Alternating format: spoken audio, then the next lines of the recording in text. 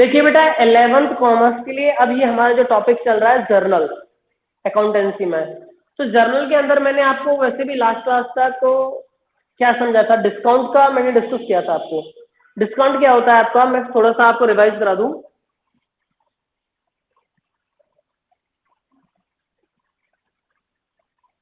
Discount हमारे पास two types का होता है। पहला ट्रेड डिस्काउंट और दूसरा होता है कैश डिस्काउंट।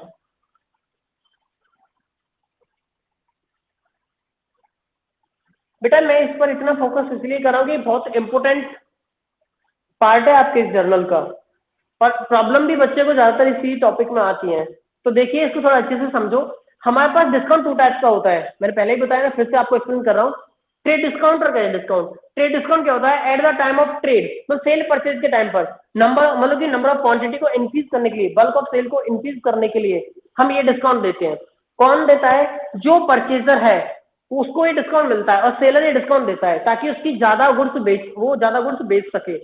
ठीक है, जैसे कि फॉर एग्जांपल अगर मान लो कोई एक कस्टमर है, मतलब कोई पर्सन है, वो मार्केट गया, उसको एक पेन लेना है, तो एक पेन कितने में मिलेगा उसको, 10 रुपए में। लेकिन जो सेलर है, जो दुकानदार है, शॉपकीपर है, उसने कहा कि आप 10 पेन ले लीजिए, हम आपको 1 रुपए का पर पेन डिस्काउंट करके, मतलब हमको आपको पूरा पैकेट 90 रुपए में दे देंगे। तो उसने इस क्वांटिटी को बढ़ाने के लिए, अपनी सेल की वॉल्यूम को बढ़ाने के लिए एक डिस्काउंट दिया है, ताकि उसकी सेल की वैल्यू ज्यादा हो जाए, मतलब ज्यादा बेच सके वो गुड्स को। तो उसको हम बोलते हैं ट्रेड डिस्काउंट, तो at the time of trade. और इसको हम बुक्स में रिकॉर्ड नहीं करते, सीधा क्या करते हैं, वैल्यू से जो लेस जो वैल्यू है, मान लो 100 रुपीज के पेन थे आपके, वो उसमें से सीधा 10 रुपीज का डिस्काउंट आया तो आप उसको 90 रुपीज में रिकॉर्ड कर दोगे। जो सेलर है वो 90 रुपए की सेल दिखाएगा, जो परचेजर है वो 90 रुपए की परचेज दिखाएगा। क्लियर है। सिमिलरली ऐसे ही अगर हम कैश डिस्काउंट की बात करें, तो cash discount at the time of cash transaction, कि भाई मान लो वो उधार का टाइम पीरियड दिया हमने 1 महीने का या 2 महीने का दे दिया, और उसके बाद वो पहले पेमेंट, अर्ली पेमेंट पाना चाहता है, जो सेलर है जिसने गुड्स बेचा है, उधार में बेच दिया। ट्रेड डिस्काउंट का मतलब ट्रेड अपनी क्वांटिटी को बढ़ाने के लिए, सेल की क्वांटिटी को बढ़ाने के लिए, वॉल्यूम को बढ़ाने के लिए। और ये बुक्स में रिकॉर्ड नहीं किया था, सीधा वैल्यू से लेस करके रिकॉर्ड कर दिया था। लेकिन अब मान लो उसने 90 रुपए का ही सेल किया है, मान लो मैं एग्जांपल ले लेता हूँ कि भाई एक उसने 10 पेन थे, 10 रुपए का एक पेन था, उसने 1 रुपए पर पेन डिस्काउंट, ट्रेड डिस्काउंट पर दे दिया। तो आपने सेलर के लिए तो एंट्री रिकॉर्ड करी होगी क्या, भाई जिसको बेचा, कस्टमर, जो भी उसका कस्टमर है, या फिर डेटर, इसका अकाउंट तो उसने डेबिट किया होगा टू सेल। सेल अकाउंट की वैल्यू कैसे ली थी, कि भाई जो हमारे पास लिस्ट प्राइस है 100 रुपीज का, उसमें से आपने माइनस किया था ट्रेड डिस्काउंट 10 रुपीज का, तो ये 90 रुपीज की वैल्यू आई। तो आपने यहाँ पर रिकॉर्ड किया होगा 90 रुपए का डेटर रिकॉर्ड कर दिया, आपने 90 रुपए का सेल रिकॉर्ड कर दिया। परचेजर के लिए भी बुक्स में मैं रिकॉर्ड कर देता हूँ साथ के साथ, ताकि आपको क्लियर हो जाए। परचेजर ने इसके लिए क्या एंट्री करी होगी, परचेज अकाउंट डेबिट, कितने का परचेज किया है, 90 रुपए का, टू किससे खरीदा उसने, मान लो मैं इनके नाम ले लेता हूँ, मान लो ये जो सेलर है ये ए है, तो सॉरी जो परचेजर है वो ए है, और जो सेलर है वो बी है। बी ने सेल किया है ए को, तो ए ने अपनी बुक्स में रिकॉर्ड किया होगा सेल की एंट्री, सॉरी बी ने रिकॉर्ड किया होगा अपनी बुक्स में सेल की एंट्री। बी ने क्या रिकॉर्ड किया, ये बी की बुक्स है बेटा, बीज बुक्स, और ये एज बुक्स है। बुक्स का मतलब ए ने अपनी बुक में रिकॉर्ड क्या किया है, भाई ए कौन था, परचेजर, ए ने परचेज किया है, तो बी ने सेल किया है, तो बी ने क्या किया, बी अपनी बुक में लिखेगा कि वो ए को डेबिट कर रहा है, अपने कस्टमर डेटर को डेबिट कर रहा है टू सेल। और ए क्या रिकॉर्ड करेगा, ए ने तो गुड्स खरीदा है, किससे खरीदा है, बी से। बी या फिर मैं क्रेडिटर कह दूं, या फिर मैं इसको सप्लायर कह दूं, इसके अकाउंट को उसने क्रेडिट किया होगा 90 रुपए से। समझ आया बेटा, मतलब मैं नेम भी नहीं लेता, तो कस्टमर इसके लिए होता है जो सेलर होता है, और सप्लायर परचेजर के लिए होता है। अब क्या हुआ, ये तो डिस्काउंट था, ट्रेड डिस्काउंट था, इसको मैंने बुक्स में रिकॉर्ड नहीं किया, सीधा वैल्यू से लेस कर दिया। लेकिन मान लो ये वाला जो बंदा है ए, सॉरी बी, बी ए से पैसे लेना चाहता टाइम से, भाई 2 महीने का डिस्काउंट का टाइम दिया था, कि उसका पेमेंट का 2 महीने का टाइम दिया है, कि 2 महीने में आप हमें पेमेंट कर देना। लेकिन उसके बाद अब ये कहता है कि भाई मेरे को ये पहले पेमेंट कर दे, मैं तेरे को एक्स्ट्रा 500 रुपए का डिस्काउंट दे दूंगा। तो ये क्या करेगा उस टाइम पर, इसको तो कैश मिल रहा है, बी को कैश मिल रहा है, तो कैश अकाउंट डेबिट। लेकिन कैश मिला कितना, 5 रुपए का डिस्काउंट और दे दिया ना, तो 85 रुपीज ही तो मिला। और इसने डिस्काउंट दिया, भाई जो सेलर है वो डिस्काउंट देता है, उसको सेल, उसने गुड सेल किया तो उसको पैसे मिलने वाले हैं, तो पैसे मिल रहे हैं तो वो डिस्काउंट देगा तभी तो उसको पहले मिलेंगे, तो इसके लिए हो गया discount allowed. Allowed account debit कर देगा क्योंकि इसके लिए तो एक्सपेंस हो गया, भाई मिलने थे 90 रुपए, आ रहे हैं कितने 85 रुपए 85 टू जिससे भी इसको पैसा मिला जो इसका कस्टमर है, कस्टमर अकाउंट 90 रुपीज से। लेकिन इसी एंट्री के लिए जो परचेजर था वो क्या रिकॉर्ड करेगा, भाई वो तो पेमेंट कर रहा है ना, किसको, अपने सप्लायर को, अपने क्रेडिटर को, तो वो एंट्री क्या करेगा, क्रेडिटर अकाउंट डेबिट कर देगा, वो कितने रुपए से, जितने का वो था, लेकिन उसके पास से कैश कितना गया 85, बाकी कहां से लगेगा, टू डिस्काउंट रिसीव 5 रुपीज। बेटा दोनों एंट्री समझ में आ रही है, trade discount not recorded in the books, directly deducted from the value, cash discount recorded in the books as an expense as an income। अब एक्सपेंस किसके लिए, इनकम किसके लिए, भाई इसको पैसे मिलने वाले हैं, कम मिल रहे हैं तो एक्सपेंस ही हुआ ना, इसको पैसे देने पड़ रहे हैं, कम देने पड़े तो इसके लिए इनकम हुआ। तो आप अकॉर्डिंग टू सिचुएशन कंडीशन आप क्वेश्चंस का डेटा अपने आप बनाओगे कि वो डिस्काउंट अलाउड होगा या वो डिस्काउंट रिसीव होगा। इसके लिए डिस्काउंट रिसीव इनकम है तो ये क्रेडिट कर रहा है नॉमिनल को, क्योंकि नॉमिनल का रूल है भाई, डिस्काउंट हमारे लिए नॉमिनल अकाउंट है, इनकम एक्सपेंस का अकाउंट है। तो अगर इनकम मिल रही है तो क्रेडिट किया जाएगा, debit all expenses and losses and credit all incomes and gains. तो इनकम है इसके लिए तो इनकम को तो क्रेडिट करेगा, और इसके लिए क्या है, ये एक्सपेंस डिस्काउंट अलाउड, तो ये क्या कर देगा, डेबिट कर देगा। बेटा किसी को कोई डाउट है क्या, ये समझ आ गया? हाँ जी, हालांकि मैंने पूरा डिटेल में लास्ट क्लास में भी समझाया था, अब थोड़ा सा इसका मैंने एग्जांपल के थ्रू इसको क्लियर कर दिया है कि मेरे को डाउट था कि कोई लास्ट क्लास में प्रॉब्लम हो सकती थी आपको। अब तो कोई डाउट नहीं है बेटा,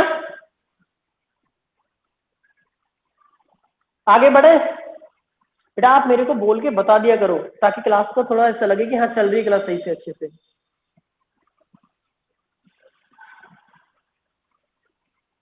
मैसेज टाइप करने के बजाय आप बोल दिया करो, मैं बार बार फोन नहीं देख पाऊंगा। देखिए एक बार कंफर्म करिए, ऑडियो वीडियो प्रॉपर है बेटा सारा कुछ?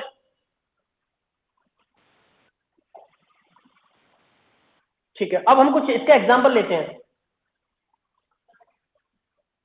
जिस तरीके के क्वेश्चन आते हैं उस तरीके का एग्जांपल लेते हैं। मान लो कंबाइंड क्वेश्चन आया है जिसमें ट्रेड डिस्काउंट भी एक ही साथ दिया हुआ है और कैश डिस्काउंट भी एक ही साथ दिया हुआ है।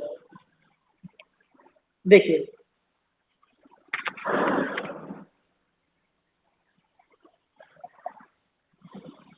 मैं कह रहा हूं कि goods purchase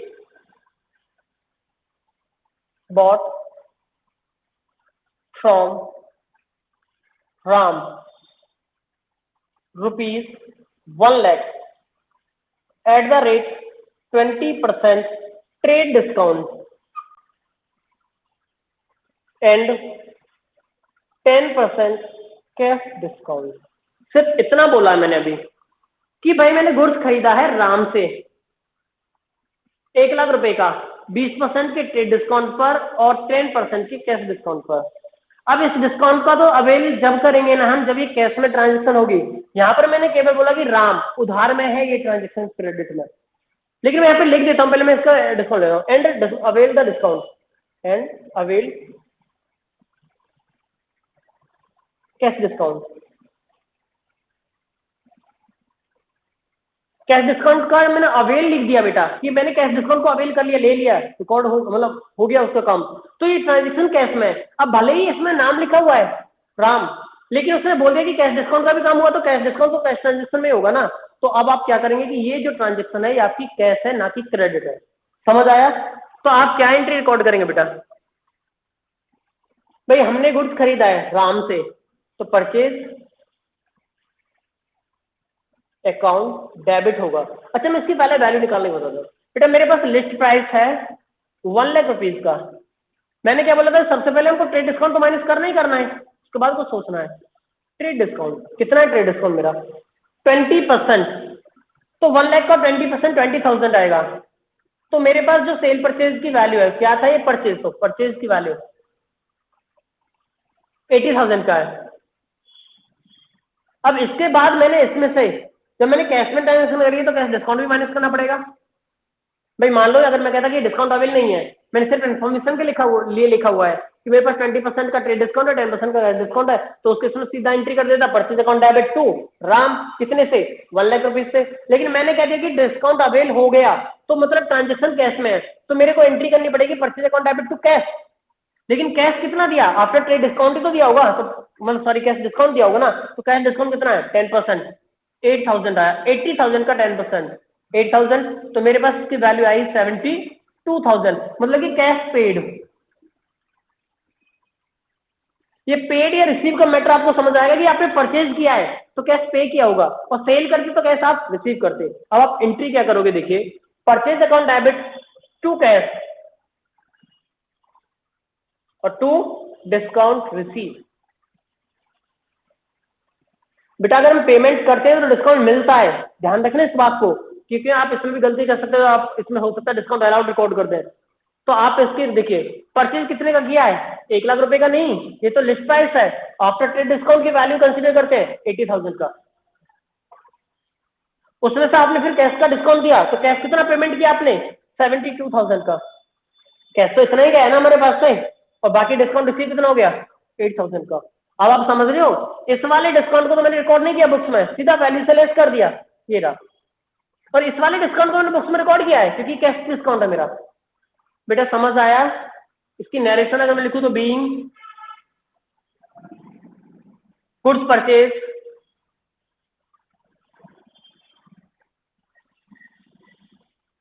from Ram at the rate 20% trade discount and 10% cash discount पर 20% ट्रेड डिस्काउंट पर और 10% कैश डिस्काउंट पर मैंने गुड्स खरीदा है राम से। सभी को समझ आया बेटा ये वाला? हाँ जी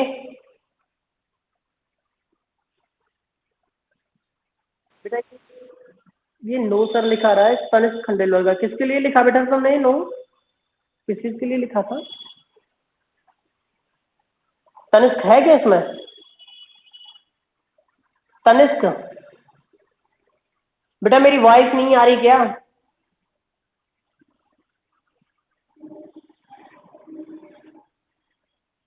हिमांशु, केतन, आ रही है बस? वीडियो ऑडियो मतलब प्रॉपर चल रहा है ना सारा कुछ? ठीक है, वॉइस कट हो रही है मेरी, चलो एक मिनट में देखता हूँ। देखिए बेटा शायद अब सही आएगी, देखिए अब मैं इसी एग्जांपल को, ये तो मैंने गुड्स खरीदने के लिए किया था, मैं सेम एग्जांपल सेल के लिए ले लेता हूँ इसी को। देखिए goods sold to Ram ₹1,00,000 at the rate 20% trade discount and 10% cash discount, and cash discount भी अवेल्ड है, and cash discount अवेल्ड। अगर ये नॉट अवेल्ड होता तो फिर ये उधार की ट्रांजेक्शन होती, तब सिर्फ हम इतना करते कि सेल को हम कंसीडर करते, केवल राम डेबिट टू सेल कर देते after trade discount, cash discount consider नहीं करते। लेकिन मैंने कहा कि डिस्काउंट अवेल किया कैश का, तो ये हमारा कैश ट्रांजेक्शन है। अब आप खुद सोचिए, अब मेरा लिस्ट प्राइस कितना है बेटा, वही 1 lakh rupees, less trade discount 20,000, 20% लिया है ना मैंने, तो ये आपकी वैल्यू है 80,000 का। ये मेरी अब किसकी वैल्यू है, सेल की, क्योंकि मैंने कुछ सेल किया है। अब इसमें से अब मैं कैश डिस्काउंट माइनस करूंगा, कितना आएगा 10%, 8,000, 72,000 का मैंने, जब मैंने सेल किया तो कैश रिसीव किया है, ये कैश रिसीव किया था, डिस्काउंट मेरे लिए क्या हुआ, एक्सपेंस इनकम, डिस्काउंट देना पड़ता है, कैश आता है तो डिस्काउंट देना पड़ता है बेटा। अब ध्यान दीजिए एंट्री क्या हो गया थी, सेल किया आपने राम को, कैश में किया तो अब राम से कोई लेना देना नहीं है, कैश आया, कैश अकाउंट डेबिट, डिस्काउंट देना पड़ा, discount allowed, account debit to sale. बेटा सेल की वैल्यू थी 80,000 रुपीज, कैश कितना आया 72,000 और डिस्काउंट कितना दिया मैंने 8,000। दोनों एंट्रीज आपको समझ आ रही हैं? ये परचेज की थी, कैश मेरे पास से जा रहा है तो डिस्काउंट मेरे को मिल रहा है, इसलिए डिस्काउंट को मैंने क्रेडिट किया है, इनकम है। ये कैश मेरे पास आ रहा है क्योंकि मैंने सेल किया है और कैश आ रहा है तो डिस्काउंट देना पड़ रहा है, इसलिए डिस्काउंट अलाउड को मैंने डेबिट किया। समझ आ गया? हाँ जी बेटा, ये फ्लो में रेस्पॉन्स कर दिया करो। देखिए आपको ये नोट करना है, स्क्रीनशॉट ले लीजिए इसका, नोट करना है तो आपको। बाकी मैं नेक्स्ट एग्जांपल लेता हूँ। वैसे आज का हमारा कॉन्सेप्ट यही रहेगा, डिस्काउंट वाला ही पॉइंट रहेगा, क्योंकि मैं इसी को अच्छी तरीके से करा देता हूँ आज आपको।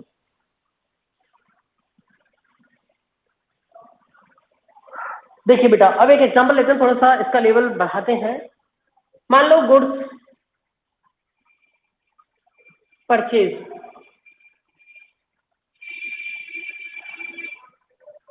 From Ram ₹2 lakhs at the rate 20% trade discount and 10% cash discount. अब आगे क्या लिखा हुआ बेटा, एंड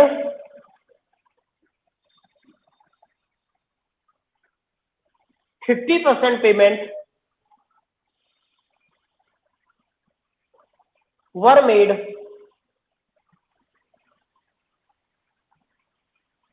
इमीडिएटली।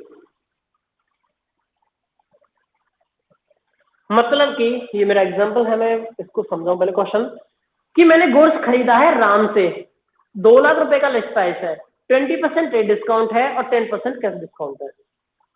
मैंने 50% payment were made immediately, 50% payment मैंने इमीडिएटली कर दिया बाई चेक। मैंने चेक से इमीडिएटली पेमेंट कर दिया उसको 50%। यहाँ पे आप समझ रहे हो कि ट्रांजेक्शन कुछ कैश में है और कुछ क्रेडिट में है। भाई मैंने पूरा तो पेमेंट नहीं किया ना, 50%, 60%, 10%, हाफ, 2/3, 1/4, 1/5, एनी में कुछ भी है, कंप्लीटली मैंने कैश में नहीं किया है। तो इसका मतलब ये ट्रांजेक्शन हमारा कुछ कैश में है और कुछ क्रेडिट में है। बेटा ये आपको अच्छे से समझ आना जरूरी है। आप मेरे को कंफर्म करिए, सही चल रही है क्लास? केतन सही चल रही है क्लास? कैसे आपका रेस्पॉन्स क्यों नहीं मिलता बेटा मेरे को? क्या आप क्लास को लॉगिन करके छोड़ देते हो? तो फिर आप इंस्टेंटली रेस्पॉन्स किया करो बेटा मेरे को। देखिए इसको समझिए थोड़ा ध्यान से, पहले इसके वर्किंग निकलवा देता हूँ। भाई मेरे पास लिस्ट प्राइस कितना है 2 लाख रुपीज का, माइनस करना है trade discount at the rate 20% है, तो 20% 2 लाख का आएगा मेरा 40,000 आएगा। कैसे निकाला? 20% 2 लाख का 40,000 रुपीज। तो मेरे पास जो परचेज का ना, परचेज की वैल्यू आएगी 1,60,000। यहाँ तक तो सभी को क्लियर होगा बेटा। लेकिन अब इससे आगे ध्यान दीजिए कि जो मैंने परचेज किया है 1,60,000 का, इसका कुछ पार्ट तो कैश में है और कुछ है क्रेडिट में। देखिए इसको मैं 2 पार्ट में डिवाइड कर देता हूं, कैश का और क्रेडिट का। ये कैश का है, ये 50% है, हालांकि 40, 60, 30, 70 कुछ भी हो सकता है। जब ये कैश का 50 है तो क्रेडिट का कितना होगा? ये भी 50% ही होगा। ये 60 होता तो ये 40 होता, ये 40 होता तो ये 60 होता। तो आप ध्यान से समझ लेना बेटा, क्योंकि टोटल हमारे पास 100% वैल्यू होती है ना, तो 50% कैश का हो गया तो 50% हमारा क्रेडिट का हो गया। तो अब इसका 50% मतलब कि 80,000 कैश में हुआ है और 80,000 क्रेडिट मतलब उधार में उसके नाम पर गया है। अब हम ये बताइए, जो हमारा कैश डिस्काउंट है वो तो केवल कैश ट्रांजेक्शन पे दिया जाता है ना, ये तो सभी को पता है। तो हम इस वैल्यू पे थोड़ी दे सकते हैं कैश डिस्काउंट। कैश डिस्काउंट देंगे केवल ओनली ऑन दिस वैल्यू, मतलब इस वैल्यू पर ही कैश डिस्काउंट देना है हमारा। तो माइनस कैश डिस्काउंट 10% 8,000, तो मेरे पास वैल्यू कितनी आई इसकी 70,000। तो कैश पेड कितना है 70,000। अब एंट्री देखिए इसकी, जर्नल मैंने परचेज किया है तो परचेज अकाउंट डेबिट,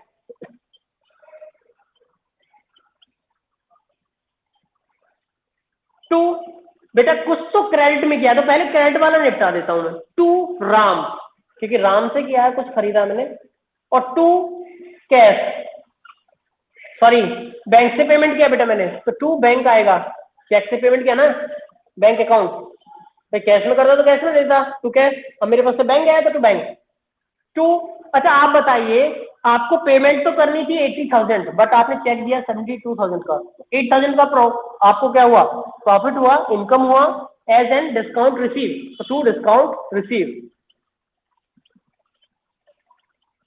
अकाउंट। देखिए परचेज कितने का किया था आपने, 1,60,000 का, जिसमें से क्रेडिट में कितना किया था 80,000, क्योंकि इसका कोई डिस्काउंट से लेना देना है ही नहीं, कैश डिस्काउंट से।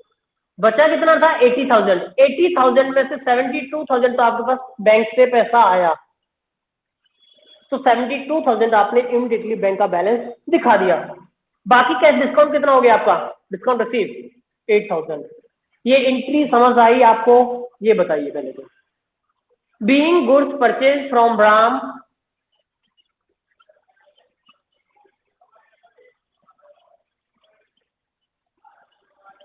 purchase from Ram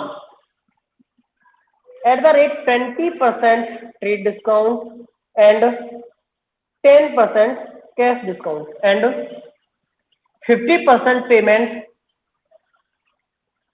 were made immediately। ये मैंने इसकी एक्सप्लेनेशन दी है एंट्री की, एंट्री किस लिए करी है मैंने, क्योंकि एंट्री बड़ी है तो इसकी एक्सप्लेनेशन भी बड़ी होगी बेटा। ये समझ आया आपको, ये बताइए पहले तो मेरे को। हाँ जी सभी का क्लियर है बेटा ये।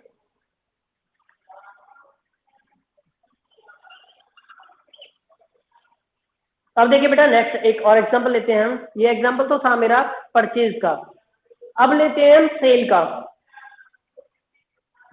बिल्कुल सेम अमाउंट और सेम वही ले रहा हूं, good sold rupees, sorry to Ram of rupees 2 lakh at the rate 20% trade discount and 10% cash discount.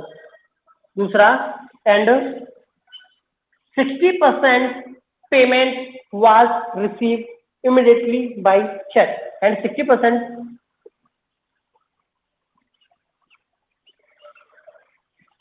क्योंकि सेल किया तो रिसीव क्या होगा, पेमेंट रिसीव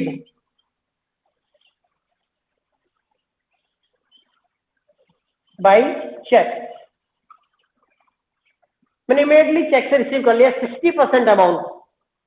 तो अब आप देखिए क्या करेंगे, सर मैं पहले आपको वर्किंग समझाऊंगा। भाई मेरे पास लिस्ट प्राइस कितना है 1 लाख, सॉरी 2 लाख। सबसे पहले माइनस करना है ट्रेड डिस्काउंट, 20% वही 40,000 आएगा, तो मेरे पास सेल की वैल्यू आई 1,60,000 का। इसके बाद ये वैल्यू भी 2 पार्ट्स में डिवाइड किया जाएगा बेटा, एक कैश में जो कि है कितना 60% और एक क्रेडिट में जो कि कितना है 40%। भाई जब ये 60% वैल्यू है तो ये 40% होगी उधार वाली, समझ रहे हो ना। तो ये 60% कितना आएगा, मैं थोड़ा कैलकुलेटर यूज कर लेता हूँ, कैलकुलेशन में टाइम लगेगा वरना मेरे को।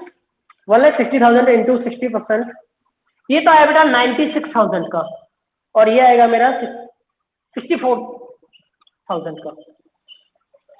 इस वाले पर तो कैश डिस्काउंट तो कुछ करना ही नहीं है, क्योंकि तो उधार में ही ट्रांजेक्शन, कैश डिस्काउंट तो उधार ट्रांजेक्शन पर होती ही नहीं है, केवल कैश ट्रांजेक्शन पर होता है कैश डिस्काउंट।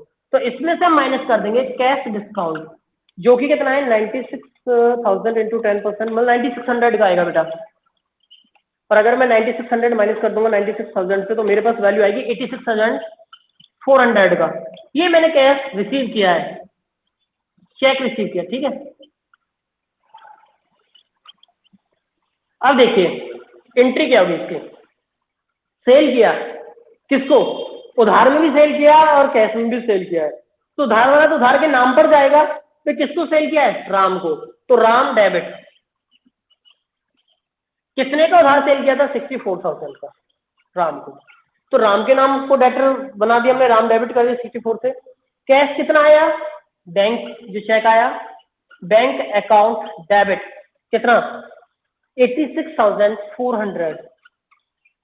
डिस्काउंट बेटे जब मैं पैसा रिसीव कर रहा हूं तो डिस्काउंट देना पड़ेगा, तो डिस्काउंट अलाउड, डेबिट कितना 9600 टू सेल कितना 1,60,000। ये क्वेश्चन समझ आया बेटा सभी को? पहले तो मेरे को ये बताइए अब। हाँ जी, किसी बच्चे को कोई डाउट है क्या अब इसमें? मैंने डिस्काउंट को लेकर almost mostly number 95% concept clear कर दिया है आपका। सिवाय एक प्रॉफिट वाला पॉइंट छोड़ा है मैंने अभी, कि अगर हमारा प्रॉफिट का इन्वॉल्वमेंट होगा तो प्रॉफिट को हम किस तरीके से कंसीडर करेंगे डिस्काउंट के टाइम पर। और मेरे हिसाब से अब यही क्लास इतना ही रखना पड़ेगा, उसको हम किसी नेक्स्ट क्लास में डिस्कस करेंगे। क्लास का टाइम भी हो गया हमारा ऑलमोस्ट। पहले मेरे को ये कंफर्म करिए बेटा कि यहाँ तक किसी बच्चे को कोई प्रॉब्लम डाउट तो नहीं है? ठीक है बेटा, मैं एक बार और समझा रहा हूँ आपको। देखिए मैं दोनों को ही समझा रहा हूँ, थोड़ा कंसंट्रेट करना 5 मिनट्स के लिए बस, केवल 5 मिनट को पूरा यही फोकस करना। और वैसे भी आपको थोड़ा लग भी रहा होगा कि हाँ अब आप कुछ पढ़ रहे हो, तो आपको बहुत ही लाइट लग रहा होगा कि इसको पढ़ के थोड़ा लग रहा होगा कि हाँ आपको कुछ थोड़ा अच्छे लेवल का पढ़ना है। देखिए सबसे पहले मैंने परचेज का जो ट्रांजेक्शन लिया है वो क्या कि मैंने गुड्स खरीदा है राम से, 2 लाख रुपए का है, 20% के ट्रेड डिस्काउंट पर 10% का कैश डिस्काउंट है। ठीक है, हमें पता है कि ट्रेड डिस्काउंट ट्रेडिंग के लिए तो करना ही करना है, उसका तो कैसे ट्रांजेक्शन मतलब ही नहीं है। कैश ट्रांजेक्शन पर केवल सॉरी जो कैश डिस्काउंट है वो केवल कैश ट्रांजेक्शन पर कंसीडर करना है। हमने 50% payment were made immediately by cheque, हमने 50% की पेमेंट इमीडिएटली कर दी तुरंत के तुरंत चेक से। तो मतलब कि इस वाली ट्रांजेक्शन में आधा तो 50% आधा क्या है कैश में है और आधा क्रेडिट में। ये क्वेश्चन समझ आ गया होगा मेरे सबको। अब देखिए क्वेश्चन का आंसर कैसे करना है। भाई हमारे पास लिस्ट प्राइस वर्किंग में अलग से कैलकुलेट कर लीजिए। लिस्ट प्राइस कितना 2 लाख का, आंख बंद करके सबसे पहले ट्रेड डिस्काउंट को माइनस कर दीजिए, तो माइनस में कर दिया ट्रेड डिस्काउंट 40,000 का, तो परचेज की वैल्यू कितनी बची 1,60,000 का। पर 2 लाख में से 40,000 का तो ट्रेड डिस्काउंट ही हो गया 1,60,000 का। 1,60,000 को 2 पार्ट में डिवाइड करना है, कैश में और क्रेडिट में। कैश में कितना है 80,000 और क्रेडिट में कितना है 80,000, 50-50 है। अच्छा जी, कैश ट्रांजेक्शन पर क्या दिया था है कैश डिस्काउंट, तो कैश डिस्काउंट को माइनस कर दिया, तो चेक कितने का दिया होगा हमने 72,000 का दिया होगा। क्लियर है? अब इसकी एंट्री कर देखिए, ये कैश की जगह चेक कर देता हूँ, बैंक से पे किया ना मैं, बैंक पेड चेक, चेक पे। देखिए भाई मैंने परचेज किया है तो गुड्स आया, परचेज अकाउंट डेबिट।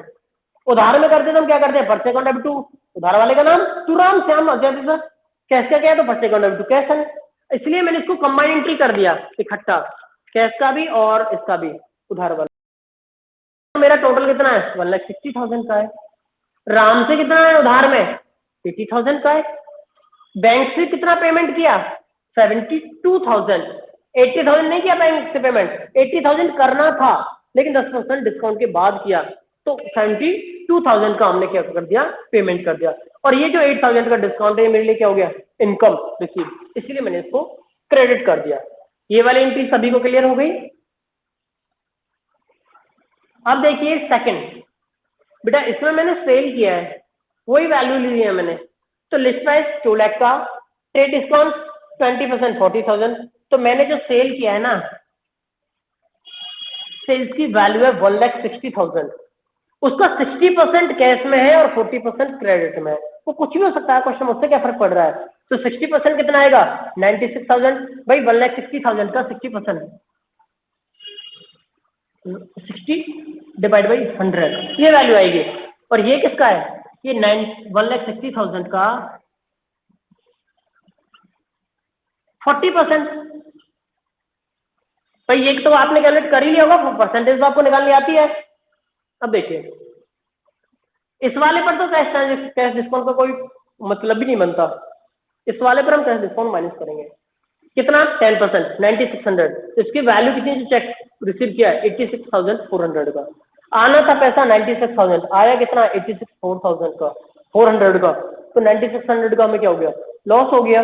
तो देखिए राम डेबिट 64,000 से उधार वाला बैंक आया 86,400 ये वाला, डिस्काउंट अलाउड 9600 और सेल कितने का किया 1,60,000 का। तो वो ये being goods sold to Ram at the 20% trade discount and 10% trade discount and the 60% payment was received immediately by check। ये इसकी एक्सप्लेनेशन है। समझ आ गया बेटा? आप क्लियर है सभी को? बेटा अगर अभी भी किसी बच्चे को कोई डाउट हो तो आप पूछ सकते हो,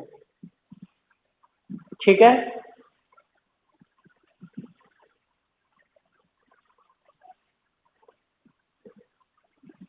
कीर्तन वीडियो ब्रेक हो रहा है बेटा। कोई नहीं, वैसे मैंने इसको रिकॉर्ड कर दिया, मैं इसको अपने यूट्यूब चैनल पर अपलोड कर दूंगा। चैनल तो अब आप सभी को मेरे हिसाब से पता ही होगा बेटा।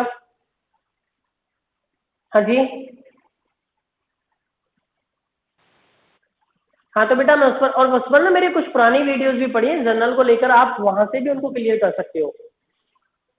हालांकि आप उनको देख लीजिए, फिर जब मैं क्लास ले रहा हूँ तो आपको थोड़ा बैकग्राउंड अंडरस्टैंडिंग होगा, अच्छे से क्लियर हो जाएगा, ठीक है?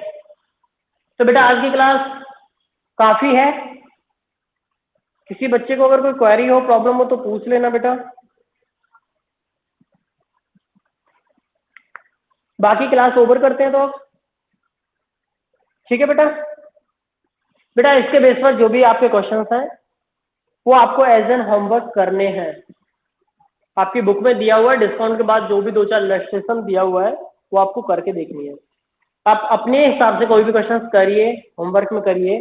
कोई डाउट आता है, प्रॉब्लम आता है, आप मेरे को वो क्वेश्चन व्हाट्सअप कर दीजिए, मैं नेक्स्ट क्लास में उसको डिस्कस कर दूंगा, आपको समझा दूंगा। लेकिन मैं आपसे फिर भी यही कहूँगा कि देखो, जितना हम कर रहे हैं उतना ही आपको करना जरूरी है, वरना कोई समझ नहीं आएगा और ना ही इस क्लास का कोई फायदा होगा सर, ठीक है? तो ठीक है बेटा, ओके, क्लास ओवर कर देते हैं हम। लेफ्ट कर जाइए, अगर किसी बच्चे को कोई डाउट है, प्रॉब्लम तो वो पूछ सकता है, बाकी क्लास लेफ्ट कर जाइए बेटा।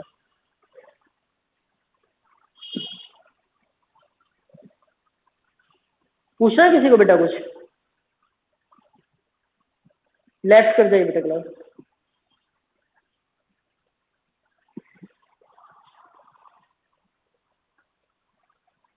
तनिष, केतन, तान्या, कुछ पूछना बेटा आपको?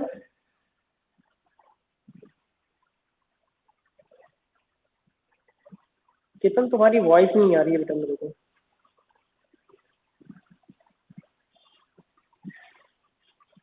हाँ बोलो, क्या कह रहे हो? एक मिनट रुको, मैं देखता हूँ अभी। चलो सर, ठीक है बेटा, क्लास ओवर करते हैं।